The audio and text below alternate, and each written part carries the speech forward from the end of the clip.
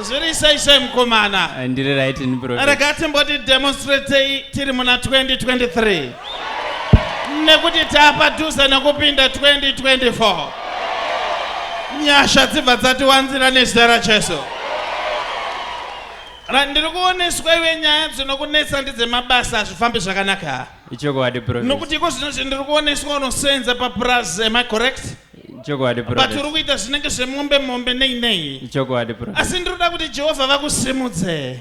Ichokwadi. Nekuti ndo zviri kutaura Jehovha. Can I demonstrate the prophetic martial arts par excellence? Na une mudzimai here? Aiwa handina. Makaramba narini?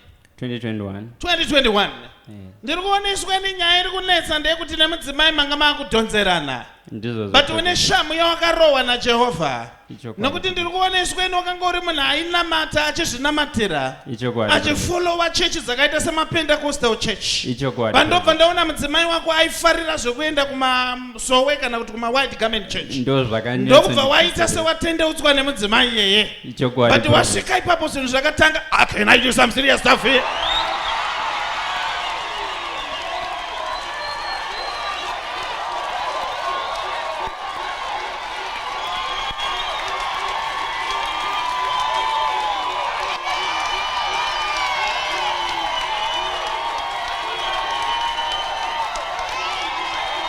Demonstrating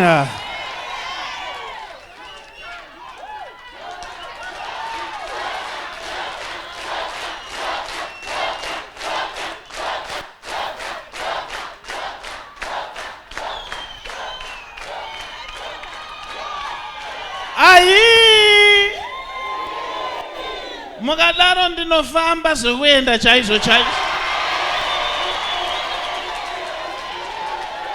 Nekuti vanodaro ndo vanotipasa manyemwe.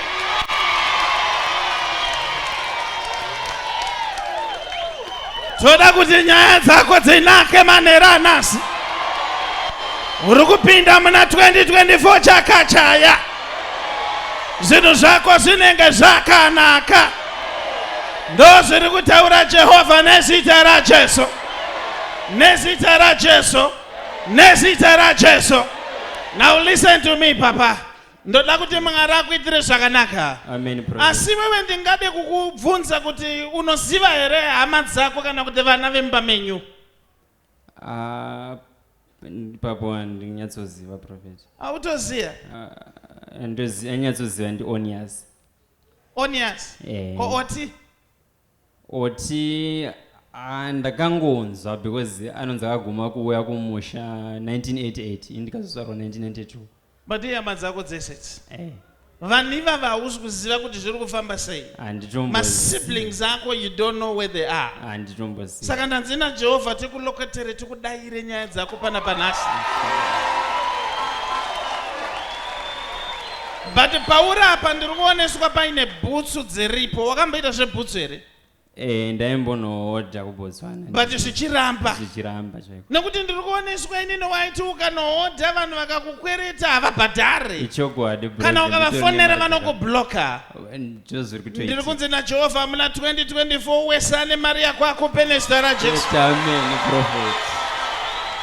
You are free in the name of Jesus. You are free in the name of Jesus. Uyai Papa.